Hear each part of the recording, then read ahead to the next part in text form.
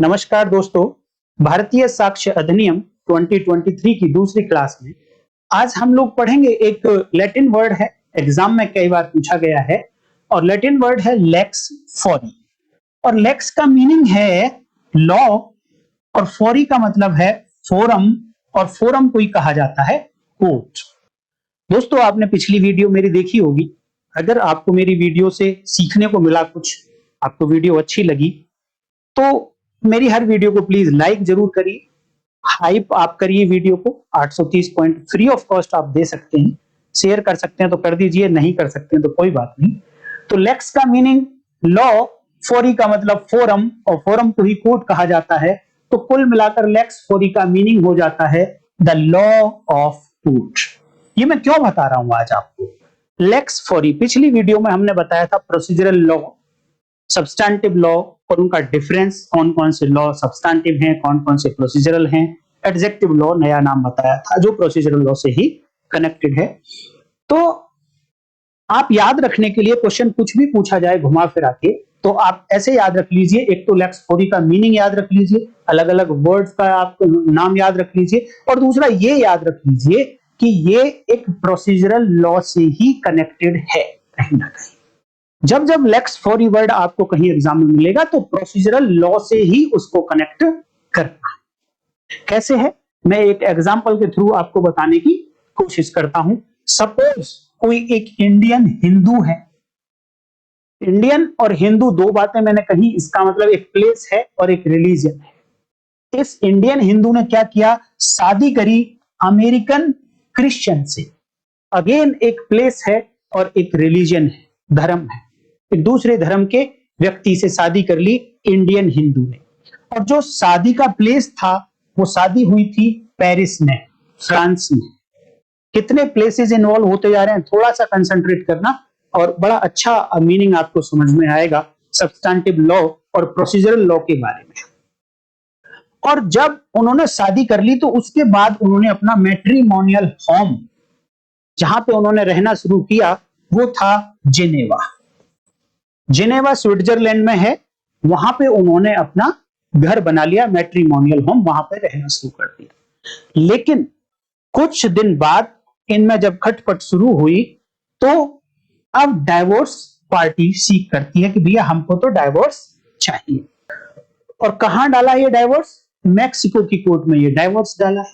अब क्वेश्चन ये आता है कि जो मैक्सिकन कोर्ट होगी ये कौन सा लॉ फॉलो करेगी?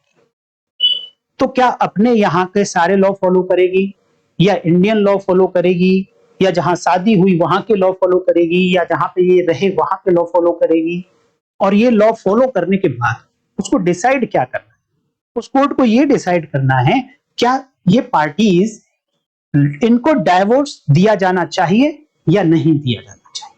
इसके लिए उस कोर्ट को एडजुडिकेट करने पड़ेंगे वो इश्यूज, वो ग्राउंड्स, जिन ग्राउंड्स पर डाइवोर्स मांगा जाता है। मान लीजिए थोड़ी देर के लिए हम ये सोच लेते हैं कि जो मैक्सिकन लॉ है वो ये कहता है, उनको सबसे पहले अपना लॉ देखना है कि हमारा लॉ क्या है। सपोज उनका लॉ ये कहता है कि द केस, ये डाइवोर्स का case, the case will be decided according to the place where parties set up matrimonial home, that is Swiss. Switzerland में उन्होंने अपना मैट्रिमोनियल होम बनाया था। और सपोज कि मैक्सिकन का जो लॉ है, मैक्सिकन लॉ ये कहता है कि आपको जो डिसीजन लेना है वो लेना है कि जहां पर पार्टीज ने अपना होम बनाया था वहां के लॉ के अकॉर्डिंग आपको डिसाइड करना है। तो वहां के दो लॉ होंगे, एक लॉ होगा सब्सटैंटिव लॉ और एक लॉ होगा प्रोसीजरल लॉ। तो देखिए इस मैटर में लेक्स फोरी का मतलब है कि केवल और केवल द लॉ ऑफ कोर्ट जो होगा वो प्रोसीजरल लॉ होगा। लेकिन सब्सटैंटिव लॉ कहां का होगा? वो वहां का होगा जहां पार्टीज ने अपना मैट्रिमोनियल होम बनाया था। तो कैसे डिसाइड करेंगे इस बात को? तो कोर्ट को यह देखना होगा कि सपोज हस्बैंड ने डाइवोर्स का ग्राउंड लिया है क्रूएल्टी, कि जो वाइफ है वो क्रूरता करती है पति पर और इस क्रूरता के कारण अब वो हस्बैंड डाइवोर्स चाहता है। ये एक ग्राउंड हस्बैंड ने लिया। तो जो मैक्सिकन कोर्ट है वो ये देखेगी कि जो सब्सटैंटिव लॉ जहां का एप्लीकेबल होना है स्विस लॉ में, क्या क्रूअल्टी एक आधार होगा, ग्राउंड होगा डाइवोर्स का। अगर स्विस लॉ में क्रूअल्टी को डाइवोर्स का एक आधार माना गया है तो मैक्सिकन कोर्ट इस मैटर को डिसाइड करेगी क्रूअल्टी के आधार पर। अगर वहां पर डाइवोर्स का आधार नहीं होगा तो मैक्सिकन कोर्ट क्रूअल्टी के आधार पर ये डाइवोर्स यहां पर नहीं देगी। इट मींस लेक्स फोरी का मतलब कि यहां पर जो लॉ ऑफ द कोर्ट होगा वो प्रोसीजरल लॉ होगा। प्रोसीजरल लॉ पर तो केवल और केवल मैक्सिकन लॉ ही एप्लीकेबल होगा। ये कोर्ट देखेंगे कि मान लो कि जहां इन्होंने फाइल किया एज पर मैक्सिकन लॉ उस कोर्ट में ये डाइवोर्स फाइल नहीं हो सकता था, तो ये इनको कहेंगे कि भैया आप पर्टिकुलर कोर्ट में फाइल करिए।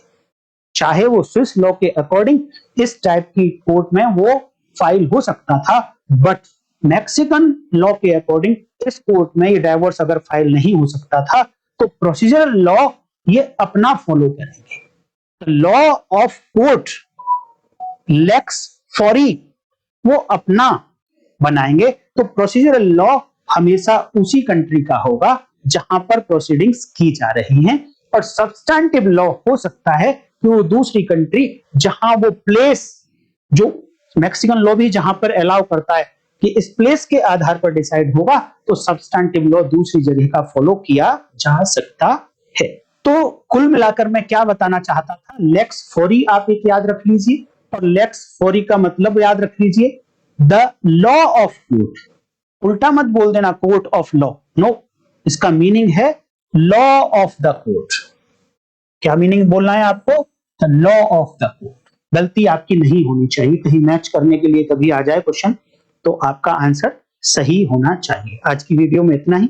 नेक्स्ट वीडियो में नेक्स्ट टॉपिक के साथ फिर मिलेंगे, तब तक के लिए नमस्कार, जय हिंद।